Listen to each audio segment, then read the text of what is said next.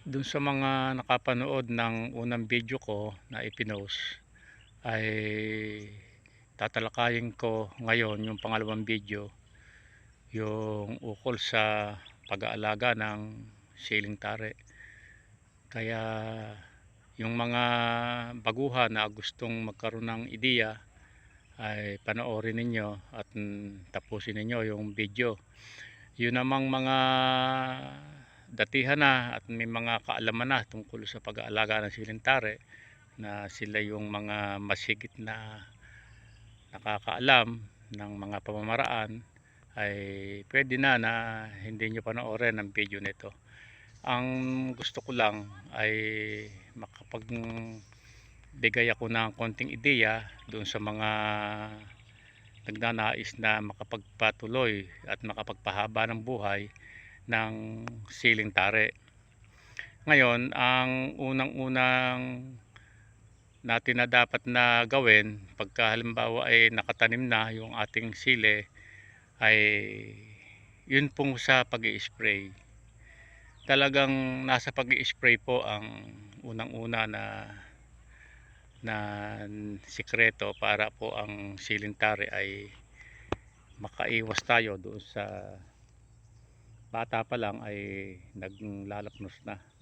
Ngayon, doon sa mga gamot na ginagamit ay wala namang masyadong maselang gamot na ginagamit. Ang karaniwan lang ginagamit dito ay fungicide at saka po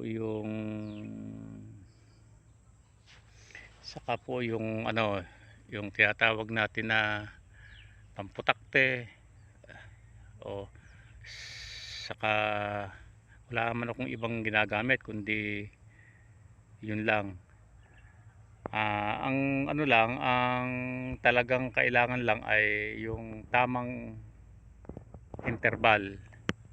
At doon naman sa klase ng gamot na mga fungicide na kailangan gamitin, ay yun lang naman ding mga ordinaryo na ginagamit natin. Kung ano yung fungicide na ginagamit ninyo, yun lang din, nasa pag-a-apply lang.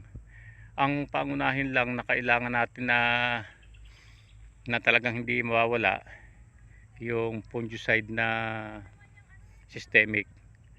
Kasi yung systemic, yun po yung nakabaon doon sa puno ng halaman, na yun yung pinakamatibay niyang protekta.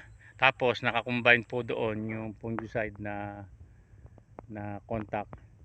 Sa contact lang naman, yun lang namang mga asul na ginagamit natin. Kahit anong fungicide, mahuhusay naman lahat yan.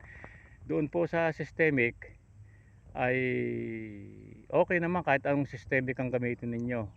Yun lang talaga. Ako, isang klaseng systemic lang ang ginagamit ko, score lang, at saka po yung mga blue na agi blue. O, yun lang po ang ginagamit ko talaga. Ngayon, ang pamamaraan lang talaga ay talagang medyo madalas po ang pag-i-spray. Halimbawa, umulan ngayon, gabi, wag nating hahayaan na hindi ma-spray sa kinabukasan. O, tapos halimbawa walang ulan, o de ilagay natin dun sa ikatlong araw, ikapat na araw. Ngayon, pagka umuulan, ay kada matatapos ang ulan, spray para po hindi makapasok yung fungus.